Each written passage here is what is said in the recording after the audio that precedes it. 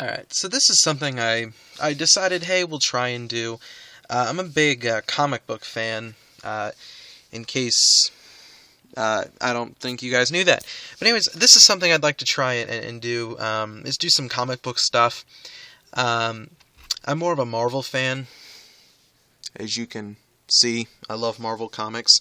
Um, but however, I really am. I do like the DC stuff. I like DC, but I'm more of a Batman fan when it comes to the DC characters. So recently, DC has decided to coincide with their new 52. They've decided to release all these different Zero issues of their comics. So I picked up a few of them and decided to kind of show these off and talk about what I thought about each one. Um, Now, again, obviously I didn't pick up all 52 books because that's just way too much money. And, of course, I'm not a big DC fan. And on top of that, I'm not that big into all of their characters. So I picked up the ones that looked interesting to me. And most of these are Bat books because, again, Batman's my favorite of all the DC characters. But I decided, hey, why not show them off? So anyways, I guess I'd get started. This first one is obviously Batman #1, or Zero, I should say, I'm sorry, which is the book I was probably most looking forward to during this event. A lot of the Batman books were mostly Bruce Wayne training stories. They weren't anything really too special.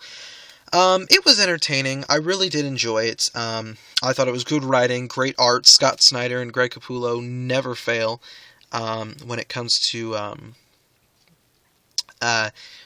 writing and illustrating Batman. This thing really was just a Bruce Wayne training story, and I enjoy that. That's one of the reasons why I love the movie Batman Begins so much, is because I loved seeing him training and learning all these things. So it was a good read. I enjoyed this. Yeah, it was the book I was most looking forward to, but it definitely was not my favorite of the Zero issue month. But good issue regardless. Batman's flagship title, never fails to disappoint me. Alright, so moving on to Detective Comics. I wasn't too sure about this because I used to follow Detective Comics, but then Tony Daniel, as many of you know, has been off and on. Like, sometimes he's very good and sometimes he's bad. So I ended up dropping Detective Comics. However, when Zero issue came, I decided, hey, why not check it out? Because, again, I freaking love Batman. So I picked this up, and it was actually pretty good. Tony Daniel wasn't the writer, he was the illustrator, which is probably why I like this so much. Again, like the Batman, Detective Comics is mostly just another Batman training story. It really isn't anything too special, but again, it was very entertaining. I thoroughly enjoyed it. Very fun read. Alright. Next up is Batman the Dark Knight. I have not been following this series at all. But, however, my local comic book shop was having a deal where you buy 4 issues of the Zeros, you end up getting the 5th one free. So, I decided that, hey, it's a Batman title, I love Batman, you know what, let's try it. This one was actually pretty cool. Basically what this one involved, it's not a Bruce Wayne training story. Basically what it is Bruce Wayne returning after his long absence from Gotham and going after Joe Chill, the man who killed his parents. So this was kind of interesting. It was a fun read. Again, it didn't make me want to go, I'm going to start following this title. But it was still a fun read regardless, and I enjoyed it.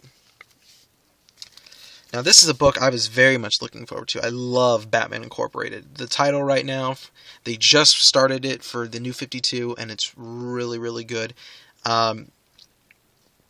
This was fun, however, it was very confusing. I was trying to figure out if this was in continuity. It wasn't. But there were a couple times where it's like, okay, wait, is this in the continuity or this isn't? I'm not really sure. But anyways, Batman Incorporated was really just Batman forming the Batman Inc., and it really wasn't anything too special. It was really just the origin of the Batman Incorporated. So again, good read. It was good. I'm still going to continue to follow Batman Incorporated, but the Zero issue probably could have done without. Alright, Batman and Robin, number 0. This was also a very, very fun read. I am one of those people who, I like Robin, but I'm kind of picky when it comes to Robin. He has to be done well for me. And while I like Dick Grayson as Robin, I still don't think he was the best Robin. In my opinion, Tim Drake is the best Robin. But, and I will be talking about that in a bit here, but this was still really, really cool. I like Damian Wayne as Robin. I think he's cool, and I like how he's like a much more serious version of Robin than what we're used to seeing. But this one basically explains Talia Ghul actually having him. He is Bruce Wayne's son and her son. Basically what it is it's kind of like a, I can't even remember offhand, I haven't read this in a while, but basically it's like, her having him through like a test tube or something. It's really, really confusing, but it's basically also showing how she trains him, and eventually his meeting with Bruce in the which was actually shown in the pre-New 52 comics. So this is really, really interesting. It makes me more of a fan of Damian Wayne than what I was. And it also explains where he came from. So that actually helped me, because I started, really getting into the Batman comics kind of later, and it was kind of like, okay, who's this guy? So, yeah, very, very fun read. Alright, Batgirl, number 0. This was definitely, hands down, my favorite comic of all of the 0 issues. Basically, this is just a fun story of Barbara Gordon basically going through and kind of doing her first crime thing, and eventually showing her becoming Batgirl, and then leading up to the Killing Joke, which obviously doesn't matter.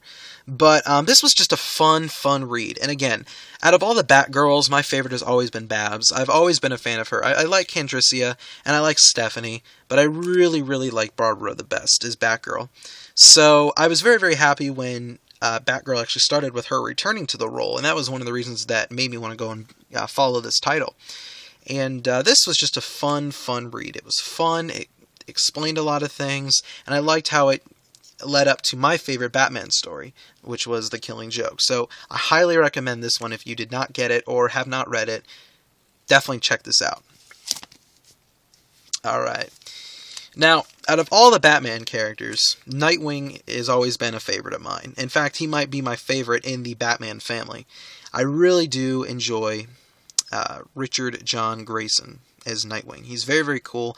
I wasn't too hesitant. I wasn't too sure about Nightwing with the New 52 because obviously Dick Grayson was Batman until the beginning of this, when he gave the cape and cowl back to Bruce and he became Nightwing again, which I was very, very happy about. However, I wasn't too sure about his costume because I love the blue and now it's red. I'm not really too sure about this, but it's grown on me. I still prefer the blue, but it's not bad. This one is another thing. Basically, it's Dick Grayson actually becoming the first Robin. It doesn't really show anything with Nightwing. It's really just the origin of Dick Grayson and how he became Robin. Just a kind of a fun read here. It shows the car scene with his parents getting killed. It's a fun read, and definitely, again, if you're a Nightwing fan, it just shows how he became Robin. So there's really not much of Nightwing in it, but again, still a fun read. I highly recommend it. Very good. Alright, Teen Titans. It really should have just been called the Tim Drake story, because this is really just all it was, is just Tim Drake. Now, like I said earlier, Tim Drake has always been my favorite Robin. However, this wasn't too cool, but I'll get to that here in a second. One of the things I really, really liked about this was that it's telling the story of Tim Drake, and which was really cool, because I wanted to know his origin with the New 52. Especially since, again, Tim Drake has been my favorite of all the Robins. However, and I do like one of the lines that Bruce says is that he says, Tim is different from me, Dick, and Jason, and that's because Tim actually has a family. After some irresponsibilities of Tim that Tim did because he wanted to help Batman, in actuality he hurt himself, and so he became an adoptive of Bruce Wayne. And that was cool, but my problem with it is that Tim decides that he's going to take up the name Red Robin, because out of respect for Jason, who was the Robin who was previously killed. I like him as Red Robin, however, like a lot of other fans who would be like, oh, well, Tim Drake has always been the best Robin, by many people to be the best Robin. Agree. So pretty much everything that has happened previously in Batman comics has happened. It's just that Tim Drake was considered Red Robin and not Robin. It upset me, but I mean, it's grown on me. I mean, I'm not like Hulk smash. This is like, I'm never gonna buy another Teen Titans or Batman book again. But I mean, I'm not too upset. It obviously, and it also starts him off with my favorite version of the Robin suit, which was the black and red costume. Kind of like this, but if you think of the Batman animated series, for those of you who don't know the comics, that kind. So which I like. My problem is that he was never Robin. He was just always Red Robin. Again, I'm not going to let it destroy my view on the character, like kind of happened with Spider-Man in One More Day, which I'm sure one of these days I'll talk about that. But yeah, I mean, I love reading the origin of Tim Drake. The problem was that I hated the fact that he was no longer technically Robin. But still, I loved Tim Drake, and I loved reading this story. So good read. Moving on to Birds of Prey, which was good. Again, this I really don't have too much to say about this. This was I really wasn't planning on getting this. It's just I got it because it was on that special where this was going to be my 5th issue. So, I mean, it was good. I enjoyed it. It's really just the origin of the Prey. Nothing really too special about it. And again, I'm not that big of a Birds of Prey fan, so those of you who are probably will disagree with me on this. But, I mean, it was okay. It's nothing like Batgirl or Batman status of 0 issue for me, but I enjoyed it. It was fun. The last Batman book is Batwoman number 0. I've never been a big Batwoman fan. I bought the first 2 issues when the New 52 first started, and they weren't horrible, but I wasn't enjoying it enough where it's like, okay, I'm going to actually spend my money on this, when my limited amount of money that I can spend on comics is going to be spent towards titles that I actually want to read more, preferably more Marvel titles, because I'm more of a Marvel fan. And this one wasn't bad. Again, it's like Birds of Prey. I don't really have too much to say about it. Because, again, I'm not really much of a Batwoman fan, but it was still, it wasn't like a chore to get through, which I will admit there are a couple in here which I didn't really care for, but we'll have to wait and see. But Batwoman, again, not a bad comic, but again, I'm not a big Batwoman fan, so I couldn't really talk too much about it. Alright, now, the first book I want to talk about, now we're finally out of the Batman books, and the next is the Superman titles, which, first of all, I want to point out, I am not a Superman fan at all, period.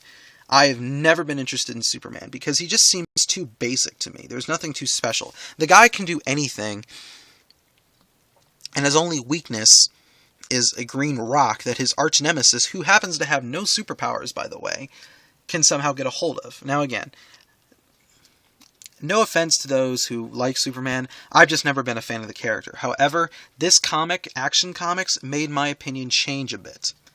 See, this was the first week of 0 month, and this was my free comic that I could get with my group. And so I said, you know what, I'll try it. And you know what, this was a really entertaining read. I never thought I'd say that about a Superman book. I'd be going through my dad's old Superman comics, and I just never was interested. But this, I'll tell you what, this and All-Star Superman are really making me think harder about what I think of Superman. It was a fun read. Again, this one didn't feel necessary. And there were also a couple of Bat books that didn't feel necessary. This one was really just a fun read. I didn't see it as necessary. It's kind of like, with like Batman and Superman were the two characters that their origin really wasn't being tampered with. However, this was, I mean, it was a fun read, and that got me to buying a lot of the Superman books. So, Action Comics, definitely a great read. Superman number 0. I picked this up because, again, I loved Action Comics, and this wasn't bad. It was really just about Superman's father and mother finding out that they're going to be having a baby, and it ends with them blasting the rocket ship to Earth, and eventually being found by the Kents. Again, I don't really have too much to say about this or the rest of the Superman books because they weren't, to me, as good as Action Comics. But, again, was it entertaining? Yeah. Was there other books I probably could have spent my money on? Yeah. But was it bad? No. So, Superman, it wasn't bad. I still prefer Action Comics a little bit more. Alright, Supergirl. I'm just going to do these in the same time because I just don't really have much to say about them. Supergirl and Superboy. Both were not my favorites. Superboy was probably my least favorite of all the Super books. Supergirl I liked a little bit more. But again, they were probably, again, Superman fans would probably like them a little bit more than I did. I just wasn't too big on these. But again, this is coming from a guy who has never really read Superman that much and was getting them because he was interested, and yeah. Anyways, now we're going to move on to the Justice League kind of books. Justice League number 0 with Captain Marvel, or Shazam, as he's should be called, because Marvel has a Captain Marvel.